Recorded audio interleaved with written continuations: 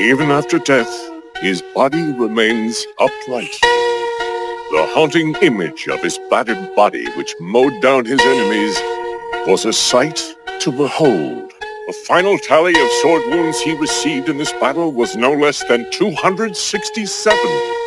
The number of gunshot wounds, 152. He was struck by cannonballs 46 times.